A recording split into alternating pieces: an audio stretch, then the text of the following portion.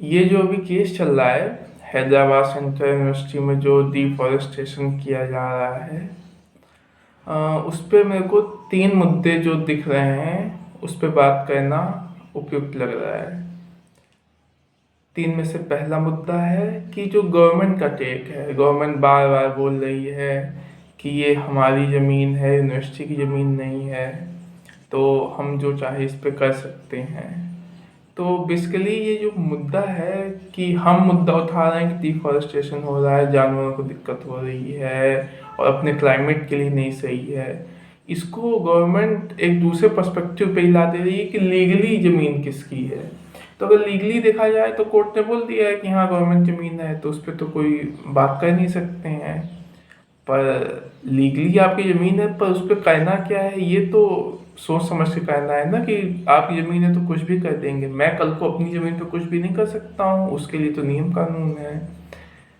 तो आप क्या कर रहे हो, आप लीगली ठीक है आपकी ज़मीन है, पर क्लाइमेट को भी तो देखना होगा, वहाँ पे रह रहे लोगों के बारे में भी तो सोचना होगा कि जो आप कर रहे हो उससे उन पे क्या असर पड़ रहा है। तो ये देखने वाली बात है, क्योंकि क्लाइमेट चेंज क्या कर सकता है ये तो हम देख ही रहे हैं। यहाँ जंगल साफ हो रहे हैं, वहाँ कभी बाढ़ आ रही हैं, कभी पानी नहीं बरस रहा है, कभी इतना बरस जा रहा है कि सब कुछ बह जा रहा है। पूरा अपना ये जो पश्चिम यूपी है और इधर बिहार के शुरुआती एरिया, ये सब जंगल से खाली हो चुके हैं।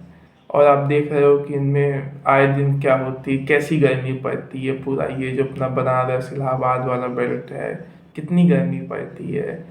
दिल्ली देख लीजिए, तो हैदराबाद का भी फिर वही हाल होना है। और कितनी बाढ़ आती है बिहार में, सब वही होगा।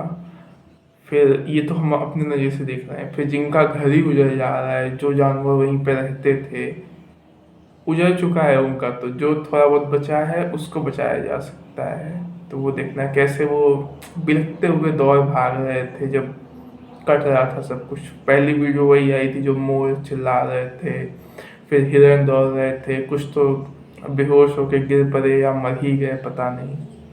तो ये तो पहला मुद्दा है कि गवर्नमेंट जो मुद्दे से भटका रही है उसके बारे में। फिर दूसरा मुद्दा है कि बहुत उत्साह का माहौल रहता है अपने देश में। कभी अ, किसी सेलिब्रिटी का बर्थडे आ गया, किसी एक्टर का बर्थडे आ गया, किसी क्रिकेटर का बर्थडे आ गया, टीम वर्ल्ड कप जीत गई, तो एकदम सर पे चढ़ा लेते हैं। और जब इन लोगों की सही में ज़रूरत होती है इन जैसे मुद्दों पे अपनी आवाज़ मुखर होके बोलने की, तब ये लोग कहीं नज़र नहीं आते हैं। आप देख लो अभी कोई कहीं नहीं आ रहा है, भले वो कितने भी विरोध करें सरकार का, कुछ भी करें, पर जब बात क्लाइमेट की हो ये हो तो नहीं आते हैं। ऐसे ही ओछी टिप्पणी करने के लिए सब कूद कूद के कहीं कहीं से चले आते हैं, पर जब मुद्दे की बात हो, जरूरी बात हो, तब कोई नहीं दिखता है। तो हमने जो इनको इतना सर पे चढ़ा रखा है, इस पे भी सवाल उठाना जरूरी है कि क्या इनको ये जो प्रसिद्धि हम दे रहे हैं इस हमारे लिए इसका कुछ फ़ायदा है। क्योंकि इनके लिए तो बहुत फ़ायदा है, ये तो आलीशान महलों में रह रहे हैं, जहाँ जा रहे हैं वहाँ अपनी समृद्धि का गुणगान कर रहे हैं, सब कुछ। एक गरीब आदमी चलता चला जाता है, दिन भर में 20-25 किलोमीटर आराम से चल देता है। लेबर मजदूर जो होता है उसका कोई देख रेख नहीं, पर एक अमीर पति का लड़का अगर 100-150 किलोमीटर पैदल चलता है तो पूरा एक काफिला लेके चलता है, सब उसके पीछे पीछे चलते हैं जैसे कोई बहुत बड़ा काम कर दिया हो। चल रहा है भाई ये, इस मुद्दे के लिए चलो तो कुछ मतलब भी है, तुम फालतू का चल रहे हो अपनी मन मर्जी से तो उसको क्या ही फायदा।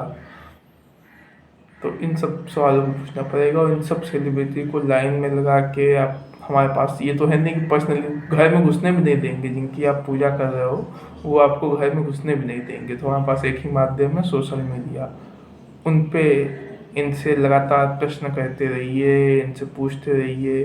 बिग फैन लिखने की जगह ये कुछ जरूरी सवाल लिखिए। तो ये कुछ फ़ायदे के मुद्दे हैं।